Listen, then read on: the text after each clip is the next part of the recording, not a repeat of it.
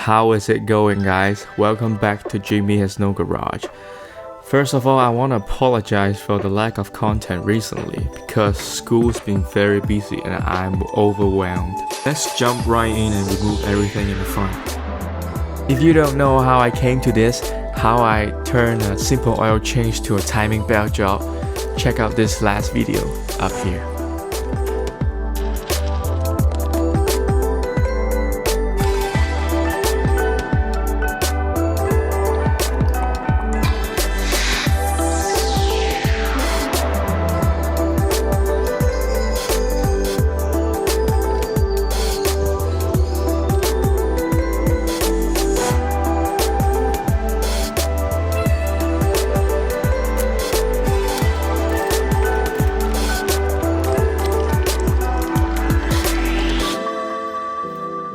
So the timing belt's out and it looks pretty new because I replaced it 2 years ago.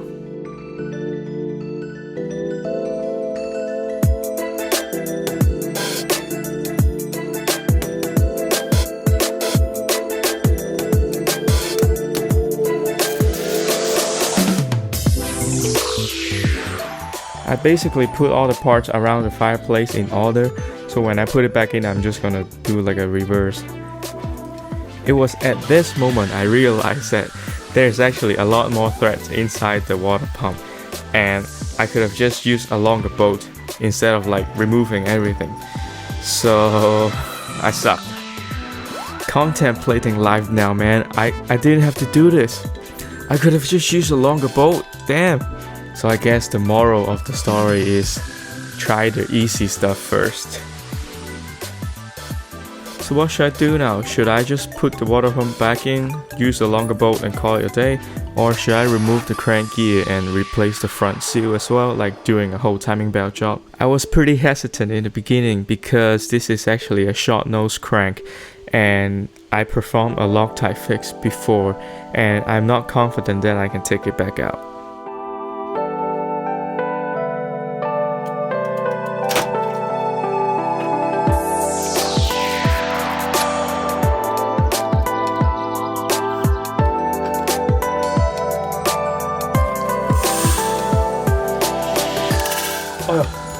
Oh shit. So now I've broke the crank gear, meaning that I have to stretch this project out because I have to order new parts online and wait for them to come. So I'm not just gonna replace the water pump, I'm gonna replace the whole timing belt kit, including the cam seals and the front seals. I didn't really expect this. I thought it was just an oil change. I guess that's just part of the deal. Wait a minute, I kept hammering and I actually got the crank gear out. So now I can actually show you what I mean by having a short nose crank. The left side of the keyway is supposed to be straight like this, but maybe somebody before me didn't torque it to spec and it started wobbling. When it starts wobbling, the timing will be off and then the car feels slower, and at some point your car will just stop running and then you're fucked. Only the Miatas from 1990 and 91 has this problem. Mazda quickly fixed this problem in late 1991 by replacing the crankshaft with a bigger nose. I didn't know enough when I buy this car. I was stupid. So now I can start replacing the front seal. And I'm actually really happy to see that the crank nose didn't deteriorate because I performed a fix 2 years ago and it stayed the same. Now I'm gonna go online and order new gear and a whole timing belt kit. So now this engine is given a third chance to live until it blows up. Many tic-tacs later. I bought this seal puller on Amazon and it is amazing. It makes the job so much easier. I think the Miata seals are too tiny to use a screw or a pick to remove the seals. I've tried those methods before and I want to stop taking risks. Easy as that. Ooh, so easy. And of course, I bought this for the front seal, not the cam seals. Cam seals are so easy.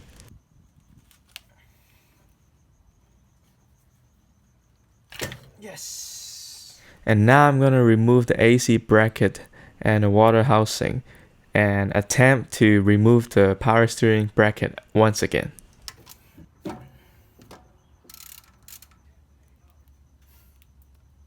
So now everything below the bracket is removed, and I think it's coming out.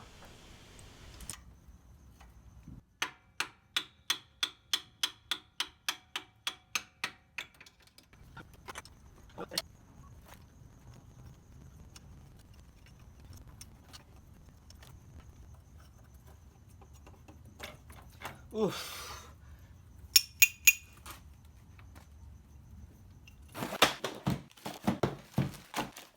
People say that you should always use OEM gaskets, but fuck it. I'm just gonna use this. 2 tensioners. The pump should be a correct one too. The most important thing is that they don't give me the wrong front seal, because the front seal for the 90 and 91 Miatas are different. They're smaller than the ones after. Now I'm gonna put on the cam seals.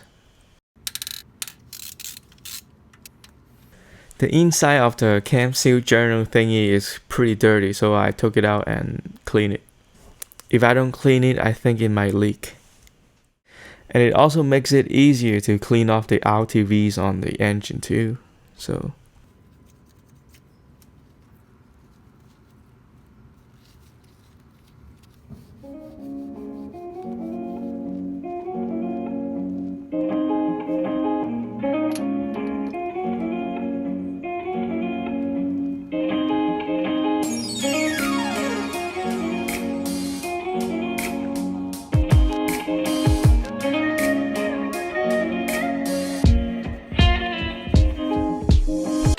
Thousand years later.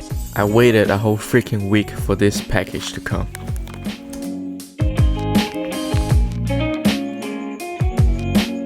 With the new gear arrived, we can now perform the Loctite fix and fill the hole. I cranked the car up to assess the situation. So the engine turns clockwise, right? So that's why the left side is worn out and the right side is intact. Basically what I want to do now is to push the crank to the right side and fill the hole in the left. So when I perform the fix, I need something to hold the crank gear to the right. Hopefully there will be no more play and wobble after the glue dries up. This time around I bought the Loctite surface primer to speed up the dry time. Now apply the Loctite 660.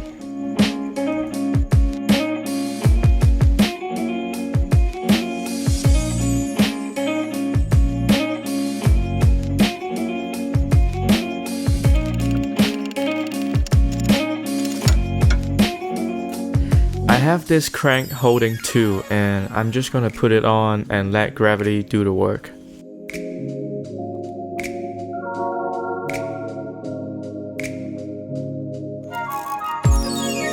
Let's take a look at the hole. So usually people will be done after doing that and they will just tighten the bolt, but I want to do one more extra step. I took a syringe and I want to inject some more Loctite in the hole just to make sure it has enough glue in there. I feel like a surgeon because I can't really look at the hole. I have to look at my phone to do this.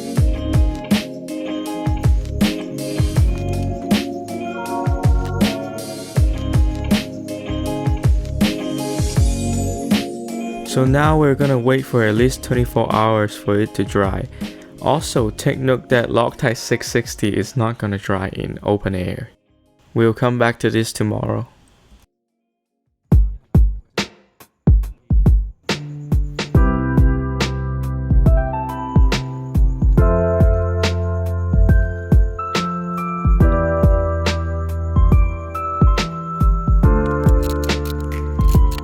A day has passed, so now let's take a look at it.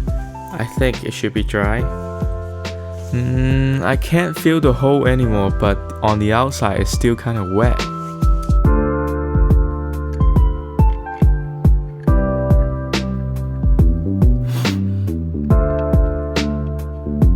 Now let's start the car and see if it gets better. So I think the mating surface of the crankshaft and the gear is not even. That's why it's still wobbling. It won't get any better unless I take out the crankshaft and bring it to the machine shop, I guess. So now let's put everything back together.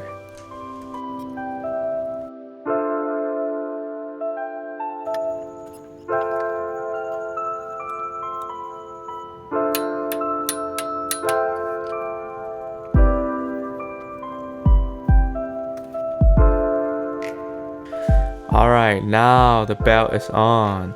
You can see that my crank gear is at top dead center, which is good. I also make sure I have 19 teeth between the cams, you see? 1, 2, 3, and then 19. The timing marks on both cams also line up, so I don't think I'm gonna mess anything up.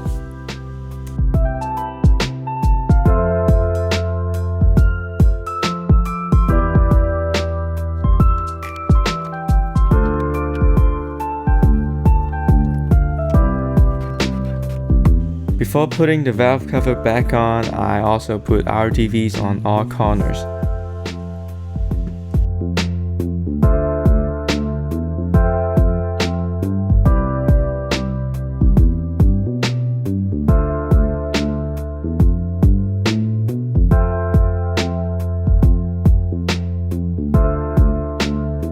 See, oil change is just a piece of cake. So easy.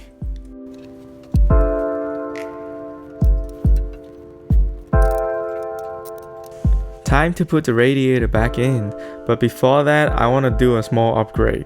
I went ahead and bought myself an NB lower radiator hose to replace mine.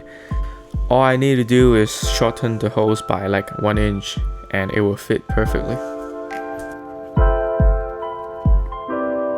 Oh, I also bought 2 slim fans because my stock fans has been hitting the sway bar because of the thicker radiator. I doubt that they're gonna be more efficient than the stock fans, but it makes it more easy to work on the car.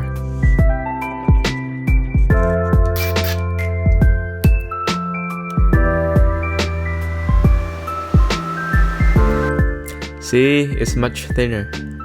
Now I'm just gonna do some soldering.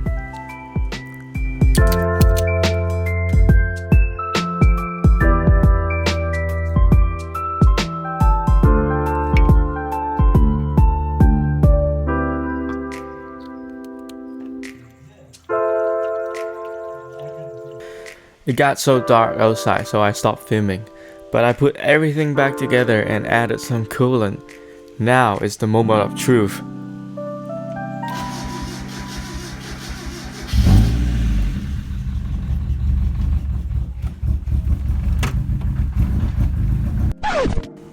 Hey, don't worry, the car was okay. I guess it didn't start for 2 weeks, so it needed some time to suck the oil back up, you know? The Miata is finally back on the road.